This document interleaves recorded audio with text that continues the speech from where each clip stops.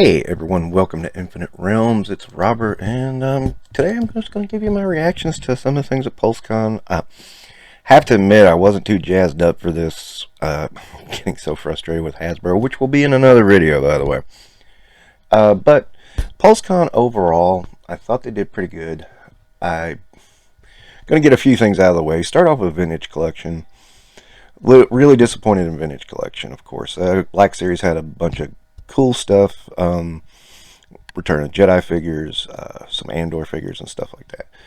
Vintage, not so much. It had Andor figures, which, okay, I mean, I'm probably going to end up buying, but, you know, I'm not excited about them.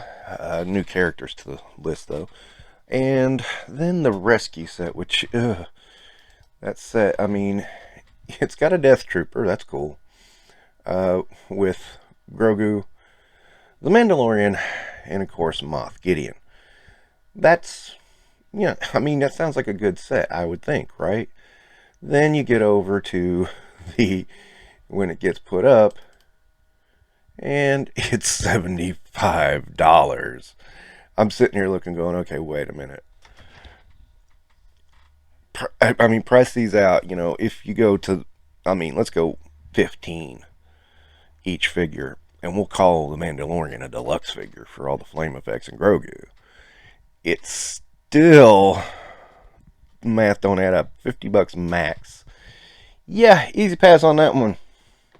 I mean, you know, I was considering this pack till I saw that price tag. Alright, moving on. We've got Indiana Jones, and you know, a lot of people are getting flashbacks to the 3 3/4 inch line for Crystal Skull 14 years ago, and I am too. I got to be honest. I mean, they're starting off with Raiders, and it's almost the same figures except for Tote. He's in the first wave this time. I don't know. In a 6-inch indie line, I'm going to get indie. I can tell you that right now. Anything else, I'm gonna, you know, I'm gonna have to think about, because you know, it's kind of like Black Series. You know, I'm not so interested in a 6-inch line for Indiana Jones. I like Indiana Jones a lot, don't get me wrong. I have the 3 3/4 inch line. I'm pretty happy with that. I mean, a 6-inch line, I just don't know. I just doesn't ring to me the way the 3 3/4 inch line did. I feel the same way about Star Wars. There's probably something there related. I mean, there was a 3 3/4 inch line way back when Raiders came out, but it was only for Raiders. So, you know, but we'll see what happens with that one. Now, moving on. I was not too excited for G.I. Joe, but I decided to watch anyway. And I was pleasantly surprised. First off, let's get the bad out of the way. There of course was Serpentor, which we all knew, but again, what we didn't know was the price. And ooh, boy, that one is just, well, it's $80. I mean, you know, I don't like that price. I'm gonna admit it. I don't like that price.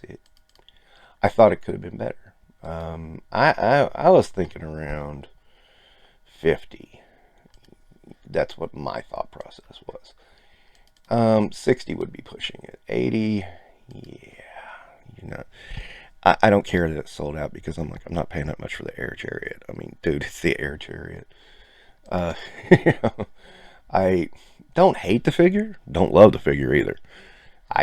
I'm kind of neutral towards it, to be perfectly honest. I think it's an okay rendition of Serpentor, but yeah, $80, no way. It's not worth it. But there were some good things. First off, the renders. I really dig the renders.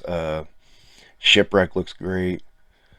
Rock and Roll surprised me. I thought I was going to hate this one when I first popped up, and then I got to looking at it, and I was starting, yeah, this actually works. I mean, it's different, but it's similar. It's an you know, I think overall it's an improvement on the original design. So yeah, I'm probably gonna pick that guy up. Pick up Mr. Rock and Roll. And Bazooka looks really good in the red jersey, in the Patriots jersey. So yeah, glad to see him out of Tiger Force because I was not about to even pursue that Tiger Force figure at all. But Rock and Roll was the one that really, really stuck out to me on those renders. I named a couple. Buzzer's the only name that popped in that I really liked. Then they put up their stuff for pre-order.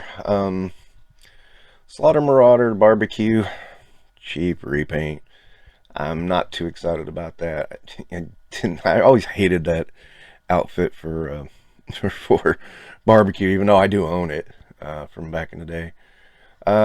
Crimson Bat, again, not excited about. I like the bat a lot. You can see my review pretty soon. I finally got a bat. I was so happy.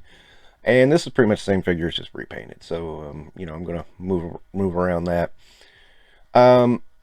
Falcon looks really good. He's not one of those characters that really stuck with me, though. So, I'm probably going to pass on him. Covergirl I was very impressed with. I really like Covergirl. I pre-ordered her. And Outback, the one I've been waiting for. He's in my top 10 Joes. So, yes, I absolutely pre-ordered him. I'm really happy. Really happy he's here. So that was some really good stuff. I gotta go along with probably some of the best stuff of the night was Marvel Legends. Now we'll get this out of the way first. They're still trying to. They didn't really push the HasLab as much, and I was really surprised on that one. But they teased, and everybody thinks it teases Goblin Queen, which I'm kind of like, meh. Goblin Queen, I like the original story, but after the original story, there's not much you can do with her. So, and they really, they've tried and not much has happened. So, they teased Storm and Banshee in their blue and yellow outfits, and I'm like, again, I just don't like the blue and yellow. You guys who do, great. I'm glad you got them. Really am. I'm not interested. It's that simple. I mean no offense by it. I'm just not interested. But what I am interested in is Moonstone. Yes. It's been a while since Moonstone. I missed the last one. This is a Walgreens exclusive, which I hate Walgreens exclusives. I always have so much trouble with them. But I will go out of my way for Moonstone. We also got shown Molecule Man and the Orb. I'm so pleased with Orb. he is in that campy section of villain I love. I'll just say it right now. He is. I'm glad that rumor turned out to be true because I couldn't believe it when I heard it. Now I see it. I'm like, oh, that is so cool. They showed us Strife as well. Looks alright. I mean, nothing to write home about. I'm not trying to knock him at all either. I mean, it's just, he's just kind of there, Supposedly in that 5-pack, we'll find out, I guess. Then, of course, Daredevil. And I was amazed at this one. This pack is reasonably priced at $75. It's a Pulse exclusive, too. Whoa. What happened? I pre-ordered that sucker because I like that one. I love it. I'll say, I'm not a huge fan of Elektra, but it's a good-looking figure. I can live with it. Daredevil looks awesome. Bullseye's looks very different. There's a two-tone blue on him. One's darker and the shirt's kind of lighter. It's odd, but I'm going with it. I like it anyway, so that's a good thing. And then, of course, the big deal was the X-Men retro card wave.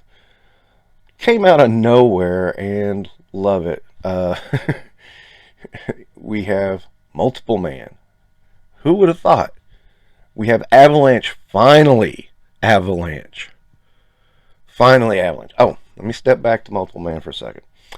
I'm a little confused though because this is Multiple Man when he first appeared and he was a bad guy then, but he's on a good guy card. Don't understand that one. I'm not going to nitpick on it too much. I just wanted to mention it. Okay, Avalanche finally, if that blob is true, we will have a pretty solid Brotherhood of Mutants by that point. minus Magneto. I mean, I have a couple of Magnetos, but I don't have him in his classic uniform, so that's going to be one to look out for. And as if to troll us again, Longshot. They're releasing Longshot separately as well as Mojo. Hasbro? I don't know what to think. Yellow and blue spandex Wolverine. I've already talked about that. My feelings on that costume. There is Dark Phoenix. I like it. I don't love it. I may get it. I may not. I'm deciding. But the surprise of them all is Spiral. And here's the biggest surprise about Spiral. She's on. She has a ton of stuff going with her, and is at a normal price. She is $25. It's like, what? Hasbro? What? You're doing fair prices again? Miracle! Why couldn't you do that with Beast? I'm going to talk about Hasbro prices in another video, but anyway, that's my highlights of PulseCon, the things I mostly liked. Again, just my opinion and just the things that stuck out to me from PulseCon. And what did you like from PulseCon? I mean, do you have a favorite? Was there something you really enjoyed? Let me know in the comments. That's going to wrap it up for Infinite Realms. Don't forget to like and subscribe.